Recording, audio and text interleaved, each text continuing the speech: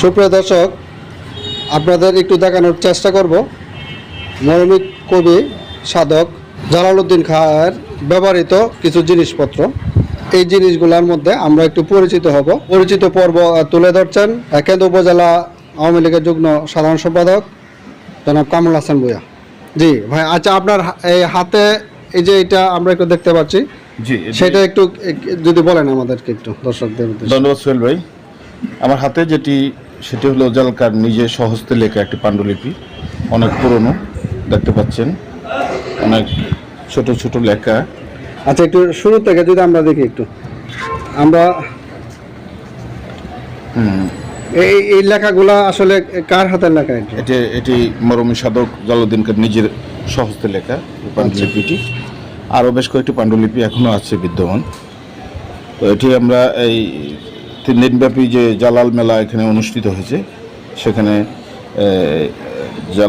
জালালকার সংগ্রহের যে কিছু তৈজসপত্র আছে সেগুলি যাতে মানুষ সচক্ষে দেখতে পারে, সেজন্য এখানে একটি জাদুঘর আকারে একটি মিউজিয়াম করা হয়েছিল। সেখানে এই তৈজসপত্র জিনিসগুলো আমরা এখানে। আচ্ছা, আমরা আর একটু জিনিস দেখতে পাচ্ছি যে এই জিনিসটা, এই জিনিসটা সম্পর্কে একটু আমাদের। এটা পানের বাটা, যেটাকে বলে। এখানে উনি পান রাখতেন। এখান থেকে তিনি শিষ্যরা যখন আসতেন তাদের সামনে বসতেন, বিভিন্ন বৈঠকে বসে এখানে পান থাকতো, এখান থেকে নিয়ে তিনি পান খেতেন। অনেক পুরনো।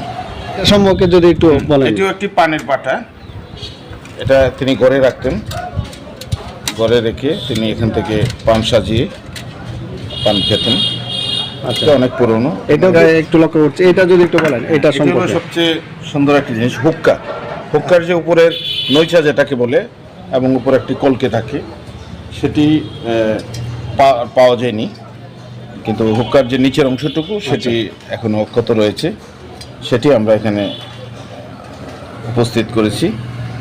এই হুক্কা তিনি মাঝে মাঝে শিষ্যদের নিয়ে বসতেন, মাঝে মাঝে তার শিষ্যরা তামাক সাজিয়ে তার সামনে আনতেন, তিনি এখানে বসে চেয়ারে বসে হেলান দিয়ে তিনি হুক্কা খেতেন। আচ্ছা আচ্ছা, আমরা আরেকটি জিনিস লক্ষ্য করছি, এই যে এই জিনিসটা, এটি হলো একটি পার্কার কলম।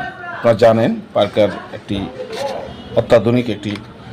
এটি কি ওনারই ছিলেন নাকি? হ্যাঁ, এটি তার ভক্ত একজন, তিনি লন্ডনে থাকতেন, সিলেটের বালাগঞ্জের এক ভদ্রলোক।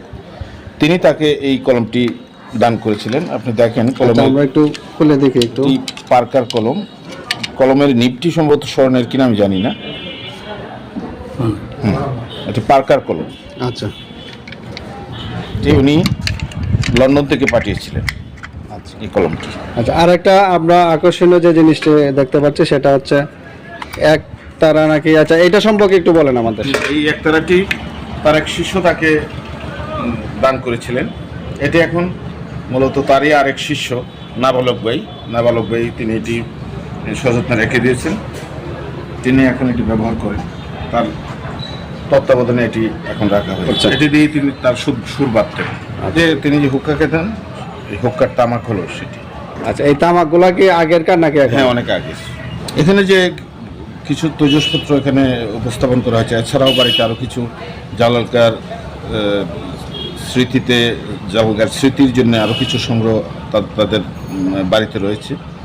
সেগুলি আগামী দিনে যদি এখানে কোনো জালাল চর্চা কেন্দ্র কিংবা জালাল জাদুঘর কিছু করা হয়, সেখানে হয়তো বা তাদের পরিবারের পক্ষ থেকে সেগুলি এখানে দান করা হবে। সাধক জালালউদ্দিন খাঁ ছিলেন একজন মহান মানুষ। আসলে তিনি দীর্ঘদিন অনাদর অবহেলায় আমাদের এই কেন্দ্রবাসী আমরা তাকে সেভাবে মূল্যায়ন করতে পারিনি। আজকে রাষ্ট্রীয়ভাবে তাকে যে সম্মাননা জানানো হয়েছে, আপনারা জানেন যে তিনি 21 পদকে ভূষিত হয়েছে। আমি বিশ্বাস করি এই মরমী সাধক জালালউদ্দিন খাঁর যে ভাবদর্শন, সেই ভাবদর্শন যদি আজকে এই বর্তমান প্রজন্মের মাঝে যদি ছড়িয়ে দেওয়া হয়, তাহলে হয়তো আগামী প্রজন্ম এই মরমী সাধক জালালউদ্দিন খাঁর কর্ম, তার জীবন সম্পর্কে তারা অবহিত হতে পারবে এবং তারা কেন্দ্রকে আরও সমৃদ্ধ করতে পারবে বলে আমি বিশ্বাস করি।